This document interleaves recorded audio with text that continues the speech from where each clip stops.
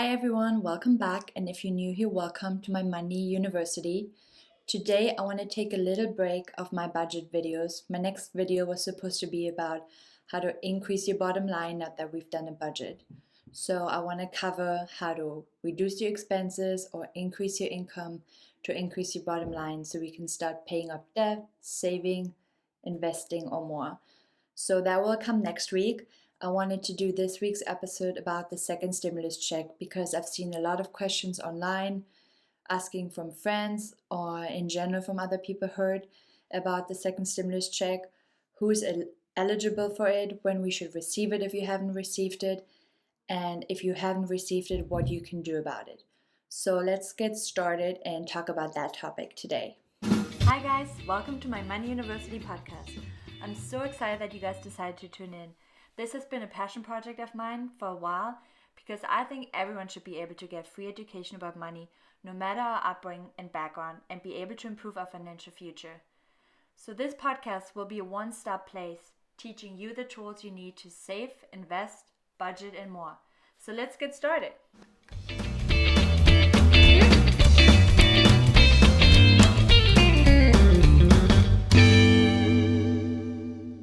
Okay, so the first subject I want to cover in this stimulus topic is who will receive it if you haven't received it already. If you have done your taxes in 2019 and put down a bank account and received a deposit into your bank account for your refund for the 2019 taxes, most likely you have already received a deposit starting January 1st, 2021. The deposits were made to bank accounts from the IRS. So single taxpayers, they make less than $75,000 in 2019 adjusted gross income, have received $600 if they have already received it, or you will receive that. If you are married filing jointly, then you will receive $1,200, or if you were filing as head of household and you made less than $112,500, you will also receive $600. Married filing jointly is less than $150,000.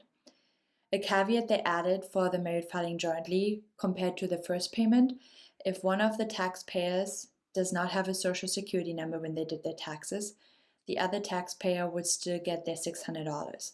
In last year, if one of them didn't have a social security number, the other partner wouldn't get anything either. But this year, at least the other partner that does have a social security number still gets their $600. So that's one of the criteria. You have to have a social security number, like a valid identification number, and if you filed your taxes in 2019, then you would have maybe already gotten your check. You can look up the AGI, adjusted gross income, on your 1040 from last year. That was on line 7 for your 2019 tax return. So if you haven't gotten your check and you want to see how much you think or if you will get any at all, that's how you can look that up. Then you will also receive $600 for every child, for every dependent under 17. So that's very important. So also if somebody else claims you as a dependent on their tax return or did in 2019, then you also won't receive the $600. So for example, if you are retired and you're an aged parent and you're living with your daughter or son and you made less than $4,300 in the last year, that was the threshold to be claimed as a dependent, and your son and daughter paid more than 50% for you for your income and they claimed you as a dependent. So those were the criteria to be claimed as a dependent in 2019. That you made less than $4,300 in income, that you lived with your son or daughter, and that they paid more than half of your living expenses. If they claimed you as a dependent, you will not get the $600 stimulus check, but they will also not get it for you because you will only get it for a dependent under 17 years old, so only for kids. So in that case, you won't get any money for that person. So those are the eligible criteria. So you can't be claimed as dependent on anybody's tax return. You have to be under the income amounts that I just mentioned based on your filing status. And for kids, they have to be under 17 years old to be able to be claimed. So same with like college students that still lived at home. If they're over 17, obviously, then you will also not get anything for them, even though you claimed them as dependents. Now that we have that straight, there's also other reasons you haven't received your money, even though you would have been eligible. So, other reasons you haven't received is one, very easy, you weren't eligible based on the criteria I just mentioned. Two is if you didn't do your taxes in 2019 or registered for your first payment online on the IRS website, then you also wouldn't have received your payment yet.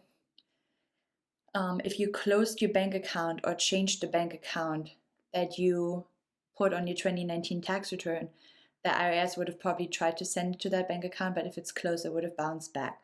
And then they don't have your new bank information, so you also wouldn't have received your money yet.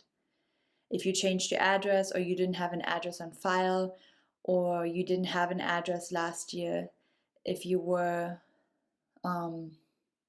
moving, anything like that, they also wouldn't have been able to send you your check or your debit card yet, because in some cases they will also send a check or debit card if you didn't file with direct deposits, or even for some people with direct deposits, they either send check or debit card with the amount on it and you can use that card. So if they don't have your current address, either the envelope will get returned to them or they won't be able to send it at all if they don't have an address for you on file at all. And then also, if you had a child in 2020 and they're using your 2019 taxes, you wouldn't have gotten the $600 for your qualifying child, because the IRS, based on the 2019 tax return, doesn't know that you had a child in 2020. That's also for any other, if you adopted a child, if you took somebody from your family in under 17 years old and you became their guardian, they would have been your dependent. Anything that happened in 2020 and that wasn't on your 2019 tax return, the IRS wouldn't know, so they wouldn't have been able to pay you that money. But you can still get that money in 2020. So even though you haven't received it yet, as long as you're eligible and you fulfill all the criteria that I mentioned at the beginning, you can still get your IRS money for the second stimulus check during your 2020 taxes.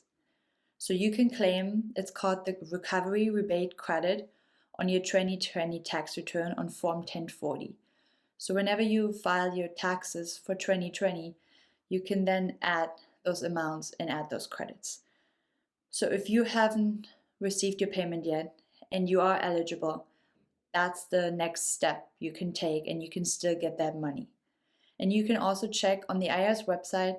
There is a little link where you can check if you still get your payment or not. You have to put in your information, your social security number, and it will tell you if they sent you a check and you just haven't received it yet. If they send you a debit card, it will show on there. Sometimes it will say you're not eligible, so then go back to the criteria and make sure that that's really true. And if not, like I said, you can add the credit to your 2020 tax return. So I hope this video was helpful, and I hope that explained a lot of the questions people had.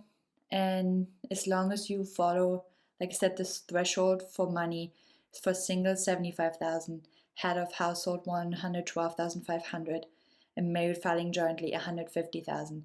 If you are under those for AGI on line 7 of your 1040, you can check that right now if you have your old tax return, and your children were under 17, they lived with you, and not if you're divorced and they live with a spouse and the spouse claimed them on their tax return, then you also won't get the $600. So whoever had those dependents on their tax return in 2019. So that's also a thing that IRS wouldn't know if you get divorced in 2020. If all of these criteria follow you and then you check your IRS payment status online and it doesn't show that they have sent you something or you have already gotten it, like I said, please do the credit on your 2020 tax return. So if you have already gotten your money and you really didn't need it, and for you was something extra and you were privileged enough that you didn't need to use that money to pay your rent, your food, to actually survive, then please, I hope that you don't just buy something random that you really don't need. I hope you either use it to save for the future, pay off any credit card debt or any high debt that you have. Use it to put aside to pay down your car faster or invest in your future. That's really my hope, that that's what you use your extra stimulus check for, and not just buy some random stuff you didn't need, or you could donate it to somebody and help somebody out that really needed the money. So I hope this video was helpful for you, and then next week I will go back to my regular Money University videos about, like I said, we already created our budget. Now I want to give you some tips on how to increase that bottom line, so increase your profit, or if you right now are at a negative, if your expenses are higher than your income, I want to give you some tips to reduce your expenses and then increase your income, to increase your bottom line, and for us to be able to pay off debt, save, and invest going forward.